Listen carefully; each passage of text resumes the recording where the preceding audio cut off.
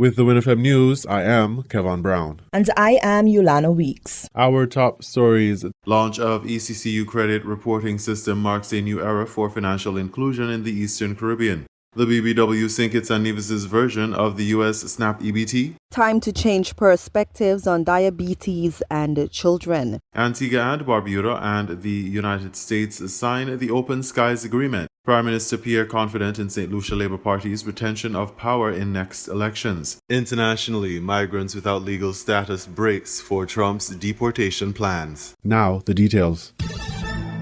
In the wake of the death of 4-month-old McKyree Edwards of Halfway Tree, discussions have intensified across the Federation regarding road safety. Social and political commentator Dwyer Astafan believes the time has come for the government to leverage technology to address the growing problem. Over the past 12 months, the Federation has reported 13 fatalities due to road accidents. The former National Security Minister attributes this increase to the attitudes of drivers in the Federation. He pointed to incidents such as drivers violating red lights in Bastille as indicative of the broader problem. We see the country needs to be disciplined, and I don't mean that in any disrespectful way. Understood. We are not a disciplined country. I was driving to town this morning. I usually drive along the Bay Road. Mm-hmm. So those who want to ambush me, I could tell them, I drive along the Bay Road by the Shell Bulk. 2 vehicles, really? Not an amber light, a red light. Dashing to make it right. And making it on one of the most vulnerable corners in the country.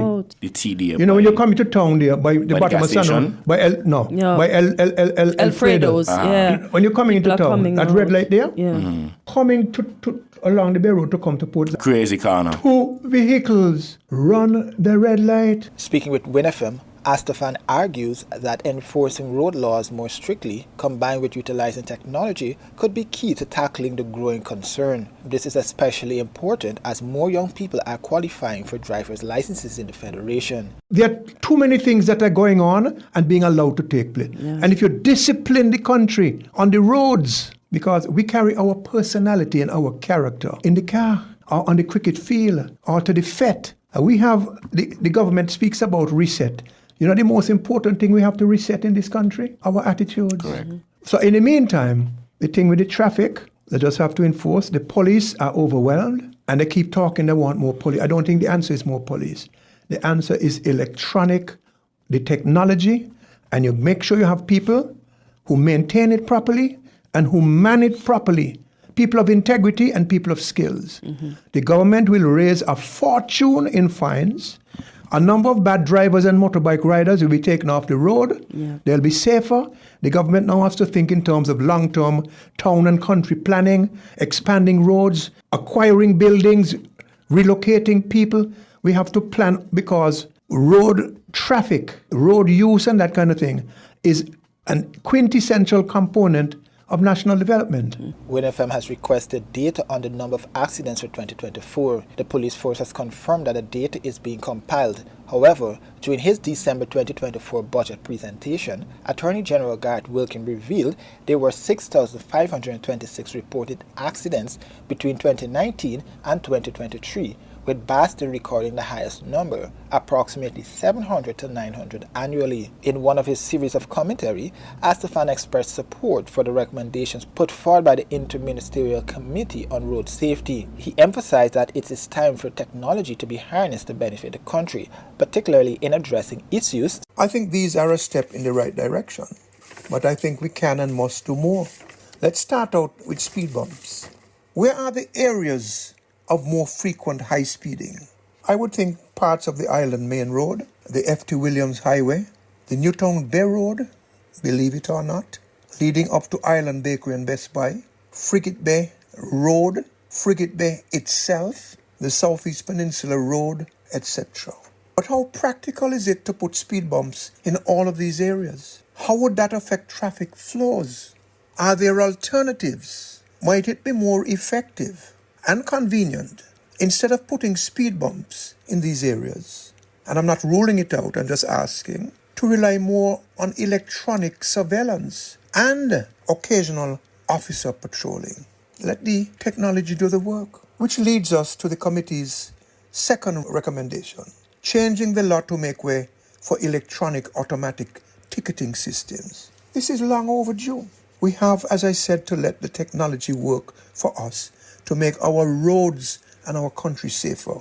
It takes pressure off the manpower resource and is a good revenue earner for the government, among other things. As discussions about road safety continue, it remains to be seen how the government will proceed, especially considering the frequency of minor accidents reported daily.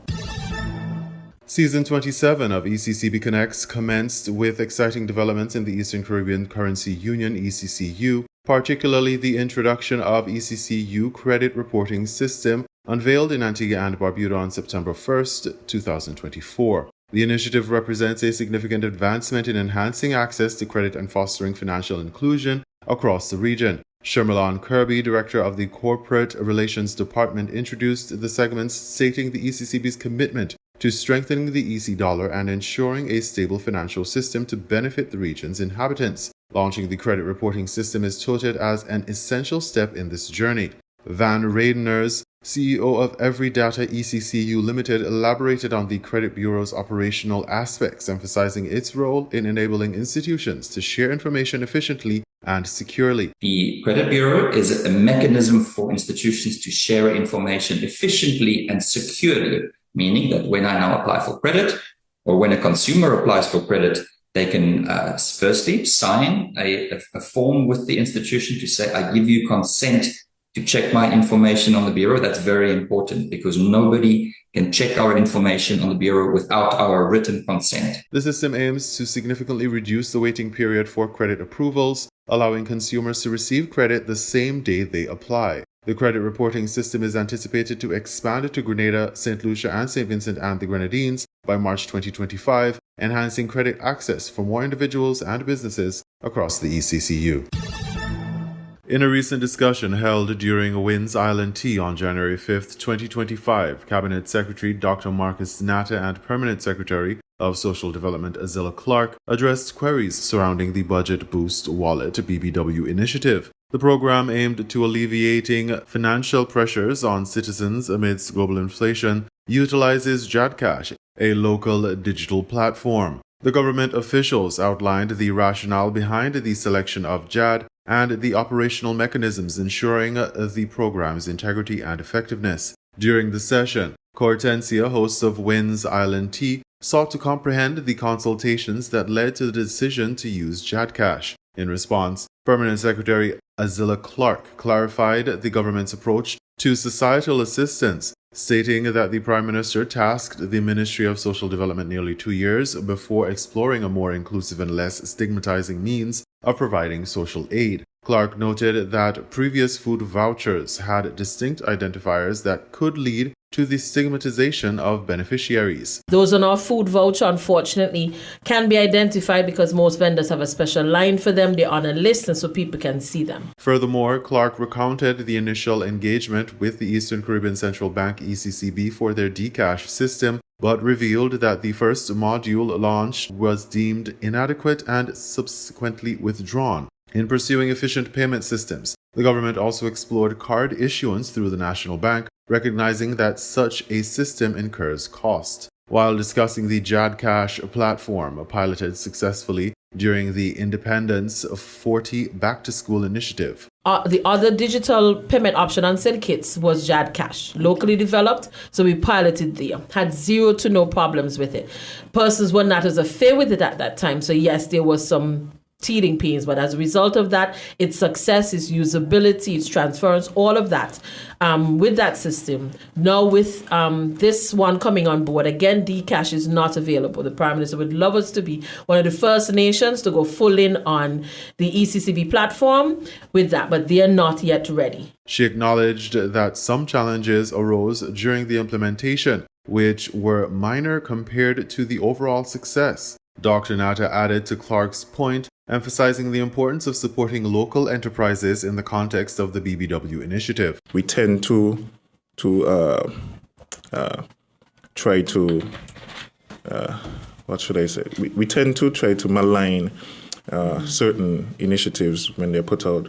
And in maligning certain initiatives too, we tend to malign local entities that have built up expertise to do certain things, while at the same time we chastise the government if we outsource something outside of St. Kitts and Nevis. So sometimes I wonder what do we really want? He urged the public to support local businesses, underscoring that the government's choices involved thorough consideration of available options. As the conversation moved toward concerns regarding fraud and misuse of funds within the BBW program, Cortencia asked about these safeguards. Dr. Natta and Clark explained the program's operation through a closed-loop system where all transactions are conducted through a government account. That is why he's able to put restrictions on where you can utilize. Clark further detailed the collaboration with local vendors, asserting that adherence to the established rules is essential for maintaining program integrity. And no people gonna want to come to the shop and say, "Oh God, give me now."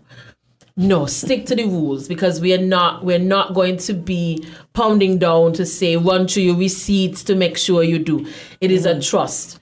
This is a benefit given in relation to these. These are the rules. Stick to those. In response to a question about punitive measures for vendors who do not comply, Clark indicated that those found in violation could be excluded from future state programs, illustrating the government's commitment to maintaining high standards. A significant point Dr. Natta raised was the BBW program's financial structure. He reaffirmed that although there is no cap on the number of participants, each account would receive a monthly benefit load capped at EC $250. There is no cap, save and except for the fact that it's $250 that will be loaded each month.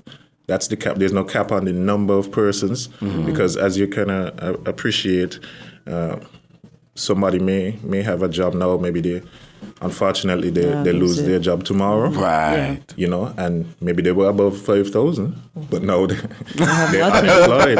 Have nothing. Now they're unemployed, Yeah. so now they can become eligible. So the numbers may ebb and flow. So there's no cap there, but the cap is just the quantum of funds that are loaded every month, which is $250. This flexibility accommodates shifting economic conditions that may impact eligibility among citizens. While drawing parallels with the United States Supplemental Nutrition Assistance Program SNAP and its Electronic Benefits Transfer EBT system, it becomes evident that the BBW initiative echoes several of the EBT's core features. In the U.S., SNAP participants can use their benefits electronically, food items from authorized retailers through EBT accounts, optimizing efficiency and user accessibility. Similarly, the BBW seeks to leverage local technology to improve the provision of social services without the stigma sometimes associated with public assistance programs. The government's choice to direct resources towards local platforms like JAD underscores a broader strategy of fostering homegrown solutions while addressing pressing economic challenges citizens face. As the BBW initiative continues to unfold, it remains to be seen how effectively it can adapt to meet the population's needs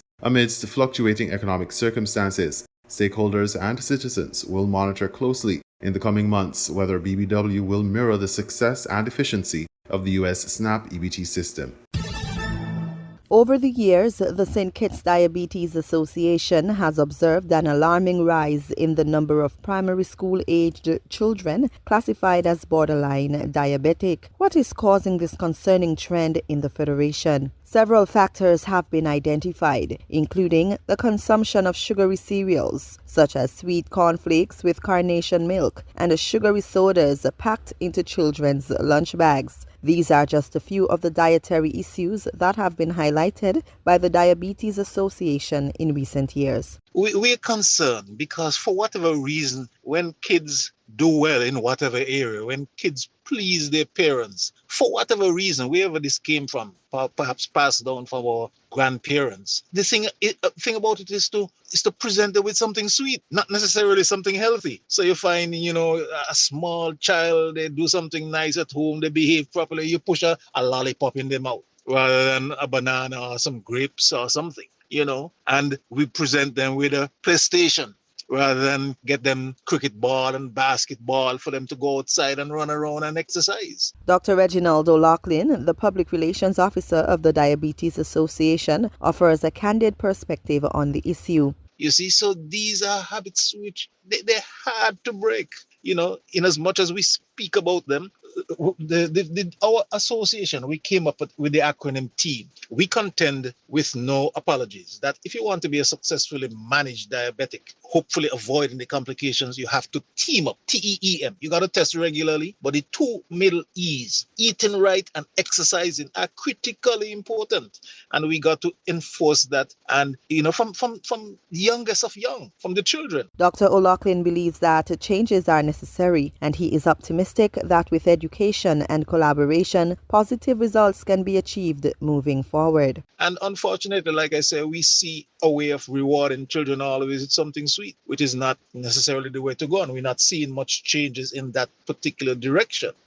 So hopefully, as we continue to try to hammer the message home with our presentations, we hopeful that, of course, in collaboration with the Ministry of Health and all other persons who would like to be a part of the act, we're hopeful that we'll be able to see a change, perhaps in 2025 or going forward. Health officials note that common symptoms of diabetes in children include increased thirst and hunger, frequent urination, increased bedwetting, unexplained weight loss, and blurry vision. In regional news, Antigua and Barbuda and the United States sign the Open Skies Agreement, ABS Antigua reports. In a significant step towards strengthening ties between Antigua and Barbuda and the United States, a historic aviation services agreement was signed early Wednesday during a ceremony at the office of the Prime Minister. The agreement marks a new chapter in the bilateral relationship between two nations. We appreciate your dedication and the commitment to strengthening the bilateral relationship. I just want to commend you and certainly the government of the United States for taking this relationship to the next level, to have this agreement come to fruition, and hopefully within the next few weeks, maybe a few months of that matter, that it will come into full force. Prime Minister Brown emphasizes the strategic importance of the agreement, noting that it would significantly improve air connectivity benefiting both citizens and residents, as well as international visitors. This Air Services Agreement, which is also essential for the growth and development of the transportation hub that we're creating here in Antigua and Barbuda. I believe within the OACS that we have the largest asset base in terms of aviation assets. We have Calvin here with several helicopters. There's another helicopter service. We also have Liat with several aircraft. And that is our ambition for Liat to actually have flights possibly into Miami or Fort Lauderdale. So this Air Services Agreement is very important to put the legal infrastructure in place. The U.S. Ambassador to Barbados and the Eastern Caribbean, Roger Nias, emphasizes the signing of this aviation agreement is a clear demonstration of the strong relationship between the people of Antigua and Barbuda and the United States. This is extremely exciting because of the benefits that this brings to the people of Antigua and Barbuda, but also to the United States. And I'm just thrilled to be here as your partner. You've been a fantastic partner. I really applaud you for your vision and your leadership to bring us to this point. And I want to congratulate my colleague Tabitha for her never-ending advocacy for Antigua and Barbuda. And I have enjoyed every single visit that I've made to your beautiful country. And I just want to say congratulations. The agreement is poised to boost the local economy, especially the aviation sector. Brian Anthony for ABS News. Prime Minister Pierre confident in St. Lucia Labour Party's retention of power in next elections. DBS St. Lucia has the details. The St. Lucia Labour Party, the SLP, has hit the ground running, hosting its first town hall meeting for the year on Tuesday in the Dennery South constituency. Towards the end of the year, the political leader, Prime Minister Philippe J. Pierre, repeatedly said that from January, the SLP would start challenging the opposition United Workers' Party on its claims. Addressing the attendees, the Prime Minister said that Tuesday night's activity was just the beginning of doing just that. And look at the calumny. Look at the lies. Look at the destruction. Look at what they put people through. Look at what they put people's children through. Look at what they put Hillel through. Look at what they did.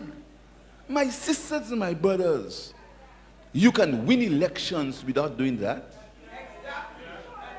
You have to win elections by showing people not what you woulda do, not what you coulda do, Not what you should have do, but what you did. And in every aspect of life in St. Lucia, the Labour Party has delivered. And we are proud and we are confident that the people of St. Lucia will realize that, and when the time comes, they will return us to government with all 17 seats. The Prime Minister believes the current administration's achievements are clear. According to him, the government has done far better in improving citizens' lives than the previous administration led by Alan Chasney. He highlighted the work done in areas where the opposition claims his government has failed, such as healthcare and the economy. They also believe they have us on cost of living. Cost of living, cost of living, cost of living. Cost of living, cost of living. You are addressing the nation. Philippe Pierre, Marc on est tout. Ou pas un même moins. Ou dit Massa Prime Minister. Marc non. Macaille non. Ou ka adresser tout le pays. Philippe Pierre, Philippe Pierre. You know the problem with Philippe Pierre? Philippe J. Pierre loves the people of Labour and the people of St. Lucia. On crime fighting, the Prime Minister asserted that his administration had the best record, promising the delivery of key infrastructural projects this year, like the custody suites. The police had nowhere to put people when they detained them. They bring them to my constituency in Marshall, Port Marshall. Pack up, nowhere to put them. They bring them to Ansteray, pack up, nowhere to put them. They bring them to Grosile, pack up, nowhere to put them. They put them to Barbono, nowhere to put them. They brought them as far as Richmond, nowhere to put them. You know what they did? They bring the fellas for a line and drop them. That's a fact. It's sad, but it's true. They had the fellas for a ride. You understand? Bring them for a ride, make a wrong in them. The fellas in the air condition, the fellas laughing. Calling the panel, coming, boy, I have a ride, taking a ride in the police. Prime Minister Pierre expressed optimism that voters will recognize what he views as the opposition's political schemes and help his party return to power whenever elections are called. They thought we were dead. You diba you fenu by you.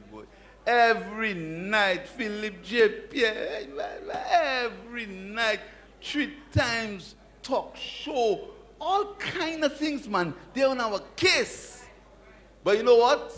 We were working. We were working. We were working. And now, if they get me vexed, I can call it now, you know.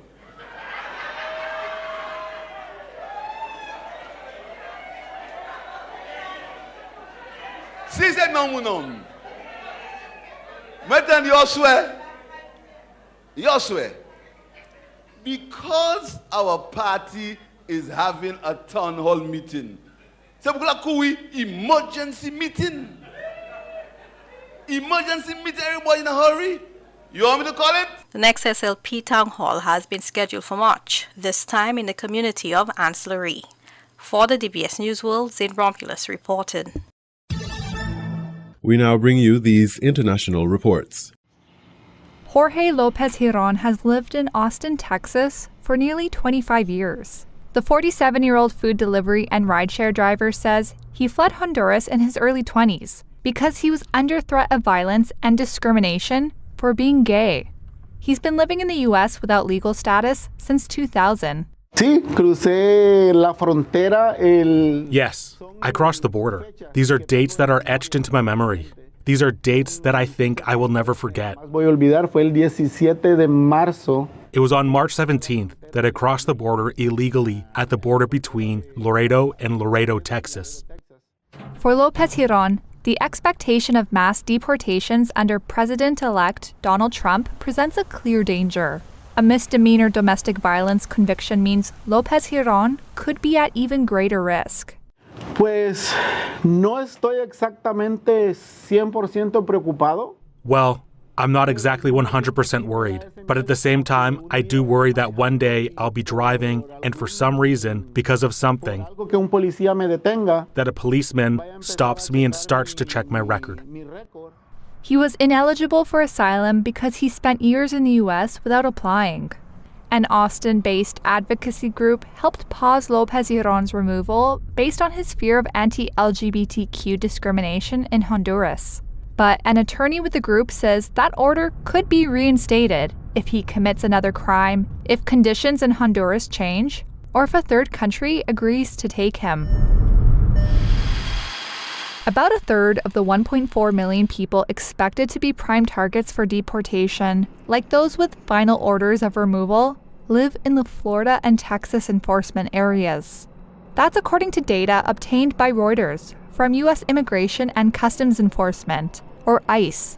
Both Florida and Texas have supported crackdowns. At least another third of migrants living under final orders are in California and other sanctuary states that limit cooperation with federal immigration enforcement. Reuters spoke with half a dozen immigrants living in Florida and Texas with removal orders, as well as immigration advocates and church leaders. They described rising anxiety and a scramble to meet with lawyers and make contingency plans for children and other dependents. Like Lopez Giron, they spoke about their fear of being picked up by police indiscriminately or for driving without a license. An ICE spokesperson said the agency considers individual circumstances when determining whether to detain someone. Tom Homan, who will be border czar under Trump, has said immigrants with final deportation orders have already had a chance to argue their case in front of a judge. If we don't remove them, what's we doing? Trump's plan to prioritize deportations of people with final orders of removal is a dramatic shift from Biden's focus on serious criminals and national security threats. Immigration advocates say that many people under final deportation orders are long-term residents, law-abiding, contributing economically, and have U.S. citizen children or spouses. Lopez Giron says he feels a measure of security with his removal case paused, but also knows people with criminal records like him will be a focus of the Trump administration. I have tried to, even though I am not a citizen of the United States or a resident, but I have tried to be a good person, a good citizen. I feel like this country gave me the freedom to be a good person, a good citizen, right? As I say, this is not my country, but I see it as my country because I arrived when I was young. Some Palestinians in Gaza struggled on Thursday to celebrate a ceasefire deal being struck as they mourned loved ones killed in Israeli strikes within hours of its announcement. Among the dead and wounded were children. This man said his niece was playing in the yard when she was hit. Is this the truce they're talking about? What did this young girl, this child, do to deserve this? He asked. The complex ceasefire and hostage exchange agreement between Israel and militant group Hamas is set to take effect on Sunday. It was mediated by Qatar, Egypt, and the US following 15 months of bloodshed that devastated the Palestinian enclave. But following its announcement on Wednesday, Israel intensified strikes on Gaza, residents and authorities said, killing dozens overnight. The Israeli military is looking into the reports, a military spokesperson said. According to an Israeli official, the country's security cabinet and government were set to vote on the ceasefire deal on Thursday before it could officially be accepted. However, Israeli Prime Minister Benjamin Netanyahu has accused Hamas of making last-minute demands. A statement from his office said, quote, "The Israeli cabinet will not convene until the mediators notify Israel that Hamas has accepted all elements of the agreement." A senior Hamas official said on Thursday the group is committed to the ceasefire accord. Hardliners in Netanyahu's right-wing government were still hoping to stop the deal, with some ministers threatening to quit their posts, though most ministers were expected to back it. In Gaza, meanwhile, residents are holding their breath for a change in their circumstances. This woman said her feelings about the truce were indescribable. "Thank God it was struck after all the suffering we've been through," she said.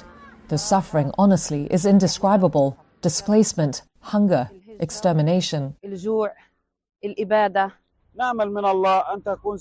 This father of four said he's just hoping that they don't lose more loved ones in this crazy war in the remaining time before the ceasefire comes into effect.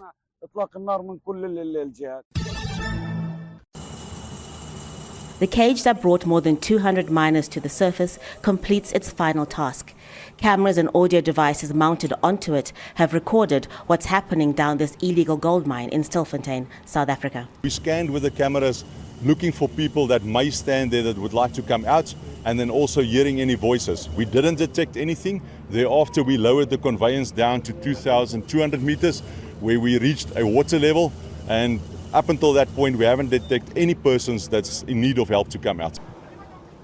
Police had been guarding the shaft since August, at times cutting off food and water supplies to force the informal miners out. Officials say those rescued alive will all face illegal mining and immigration charges. Most of the miners are undocumented foreigners from countries such as Mozambique, Lesotho and Zimbabwe. We want to make sure that we identify and satisfy ourselves as to who are Zimbabweans among those who are deceased. And then we'll take our next step in the repatriation of the deceased back to Zimbabwe so that they have a decent burial in Zimbabwe. Operation Close the Hole is part of a police crackdown on illegal mining, which South Africa's government calls a war on the economy. Illegal mining is a big problem in South Africa. Police say they may have managed to stop activities at this particular mine, but there are thousands of other abandoned mines across the country that are still operating. Rescue workers say there is no way of knowing if there are bodies in the other tunnels or shafts, or if anyone else needs help. People still looking for missing relatives now have to go to hospitals, police stations and the morgue to try and get answers. Hara Mutasa, Al Jazeera, Stilfontein, South Africa. To South Korea now. The country's suspended President Yoon Suk-yeol has refused to take part in a second day of questioning in a criminal probe into his short-lived attempt to impose martial law. He was arrested on Wednesday on charges of insurrection and abuse of power. Lawyers for the president said that he would not take part in any further questioning due to ill health. Meanwhile, the Constitutional Court is holding a hearing to decide whether to permanently remove him from office or reinstate his powers. Yoon Suk-yeol insists the criminal investigation is illegal. Let's get more on this. I'm joined by Dr. John Nielsen-Wright, head of Japan and the Koreas programme at Cambridge University. Thanks for being with us. What are the options here if the president continues to refuse to cooperate? Well, the first thing to mention is that the Corruption Investigation Office, which is the body that was responsible for bringing him in for questioning, has 48 hours in which to question the president. 10 hours yesterday spent talking to him, raising these allegations about how martial law was introduced and what the circumstances were behind that. The president at that stage refused to answer any questions, pleading effectively the fifth. The CIO will have to get further authorization by tomorrow morning from the Seoul Central District Court that they can continue to hold the president and question him. I suspect that will be forthcoming, especially in light of all the difficulties that the body had in bringing him in for questioning. But of course, all of this is just one part of the larger process, and particularly the legal process that the Constitutional Court, which you mentioned, which in a sense is the most important part of this process at this stage, is trying to deliberate and decide whether or not to uphold the impeachment vote in the National Assembly. They held their second hearing today. President Yoon was not present. He was expected to be present, but of course, since he's under detention, was not able to attend. His lawyers tried to argue with the justices on the court that this was therefore a basis for delaying further aspects of that process. And interestingly, the court very swiftly and quite unanimously rejected that argument. And I think that's an indication that they are minded to proceed quite quickly with the process of deliberating on the impeachment process itself. And just relatively briefly, if I can, what does it mean overall for South Korea, this whole affair? It's been very, very difficult, hasn't it, in recent weeks? Well, what we're seeing is a huge polarization between the forces of the left and the right. I think the majority of ordinary Koreans believe that the president was guilty of breaching the Constitution by supporting martial law, by introducing it. I think what we will see ultimately is the court upholding that impeachment vote and the president fairly swiftly removed from office. Then there will be those larger criminal proceedings. And that continues to divide left and right. And the governing Conservative Party is trying to put the Democratic Party, the opposition party, on the defensive, arguing that they're overreaching. Okay. And therefore, these issues will continue to be, I think, a major controversy between the two sides of the political spectrum.